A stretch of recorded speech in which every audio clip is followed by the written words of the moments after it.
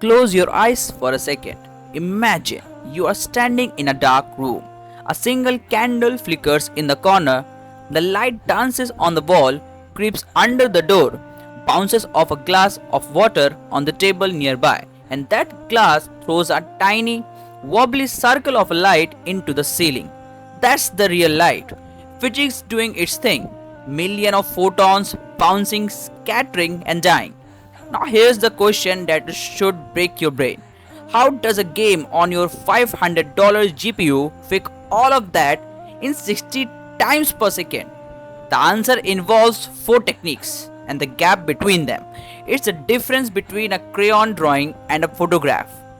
Let's go. Let's start with the oldest trick in the book, rasterization. Sounds fancy. It's basically your GPU saying, I don't have a time to figure out where the light actually goes. Let me just pretend. Here what actually happens. You have a 3D world, buildings, characters, trees. The GPU takes all of that, switches into a flat onto your 2D screen, and then figure out what color each pixel should be. That's it. No light rays, no bouncing, no physics. Now you are thinking, wait, but I have seen shadows in games. I have seen reflections. Yes, and every single one of those is a lie. Shadows? The GPU render the scene from the light point of view, save a picture of what the light sees, and uses the image to decide what's in the shadow. It's called a shadow map. It's a trick. A photograph used as a stencil. Reflections? Most games just paste a pre-made skybox or a blurry cube-shaped snapshot of the environment onto shiny surfaces. It's not actually reflecting, it's the sticker. And yet, this method powers Counter-Strike 2, Valorant, League of Legends, FIFA, Fortnite on low setting. Games played by hundreds of millions of people every single day. Why? Because it's fast, blindly fast. And if the lie is convincing enough, does it matter that it's a lie? This is the foundation, everything else is built on top of this, or built to replace it. Fast forward to 2018. Nvidia releases the RTX 20 series, and the world loses its mind. Ray tracing, finally in the real games. Here's the idea. Instead of faking light, you simulate it. You shoot rays from the camera into the scene. Each ray hits a surface and asks, what do I see? What reflects? What absorbs? What bounces? Think of it like replacing the crayon drawing with an actual camera. A ray hits a puddle, it reflects the building above it accurately, not a blurry smear, not a skybox sticker. The actual building, including objects that might be off screen, that's the something rasterization cannot do, ever. A ray hits a glass window, it refracts light on the other side. Shadow have soft edges that gets harder closer to the object, just like the real life. Minecraft RTX was one of the first showcase of this. People generally couldn't believe it was Minecraft, the same blocky game but with a ray traced lightning. It looked like a completely different universe. Light would spill through windows, bounces off colored wood blocks and tint nearby surfaces, pull in the corner. Cyberpunk 2077 use ray traced shadows and reflection to make Night City feel alive in way flat rasterization never could. But here's the catch. Ray tracing one effect, say just reflection, can cost you 20 to 30 FPS. Enable everything.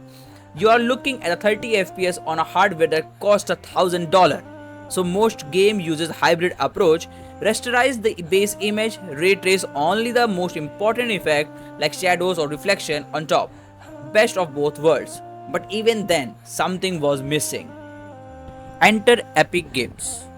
Year 2021, Unreal Engine 5. The demo dropped.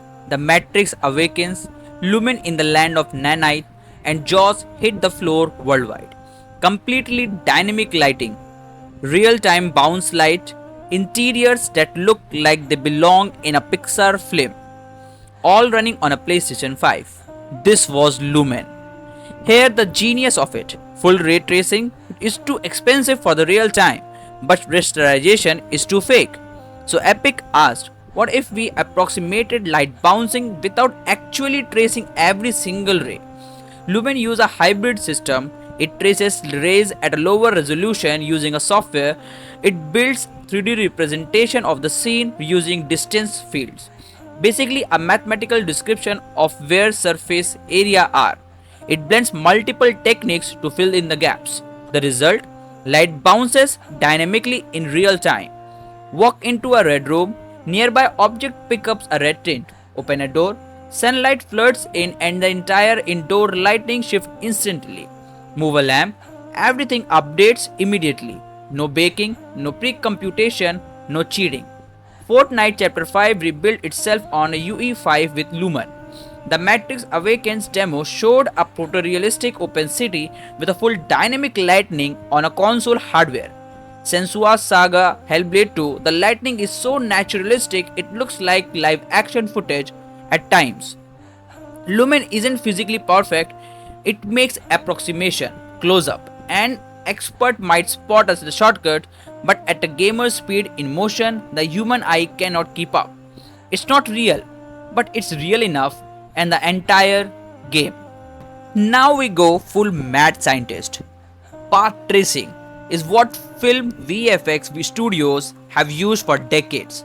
Every Pixar movie, every Marvel CGI sequence, every photoreal advertisement, all path traced, all rendered over hours or days on a server farms. The idea? For every pixel on screen, shoot hundred of rays, let them bounce again and again and again.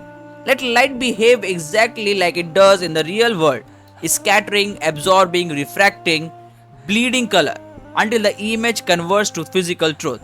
The result is indistinguishable from a photograph. Cyberpunk 2077 became the first major game to ship full path tracing. They call it ray trace overdrive. The difference between ray tracing and the path ray tracing in that game is almost unfair to compare. Path trace Night City looks like a movie. Neon lights bleed into the rain puddles, headlights cast volumetric light through the fog, indoor light spills realistically under doors. Alan Wake 2 also implemented full path tracing and the game was nominated for visual specifically because of it. But the price? To run Cyberpunk 2077 with a full path trace at 60 FPS, you need an RTX 4090 and DLSS doing a heavy AI upscaling just to compensate. The brute force math is simply too much for a current hardware without AI assistance. This is where NVIDIA AI Tensor comes in. Path tracing with limited rays produce a grainy, noisy image. The AI looks at that noisy image and reconstruct the clean version in milliseconds. It's not filling the real light data, it's predicting what light should look like, which is both incredible and slightly terrifying. Game studios choose based on their audience. A competitive shooter like Valorant needs 240 plus FPS for pro players. Path tracing would be career ending to implement. An atmospheric story game like Alan Wake 2 lives or dies by immersion. So bleeding edge visuals justify the GPU cost. It's not about which technique is best, it's about which lie your audience need. Here's the thing nobody talking about.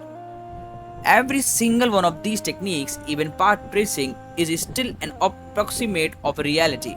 Real light has a quantum behavior. It behaves like both wave and particle. No GPU on earth can simulate that. We are not rendering reality. We are rendering a version of reality convincing enough that your brain stops questioning it. And every generation of graphics technology is just better, more expensive lie. The question isn't when do games look real, the question is when do you stop noticing the difference. For a lot of people, that moment has already happened. Drop a comment which temperature blew your mind the most, and if you are running an RTX card, I am doing a full breakdown of exactly what you can enable next. Stay tuned. Thank you for watching.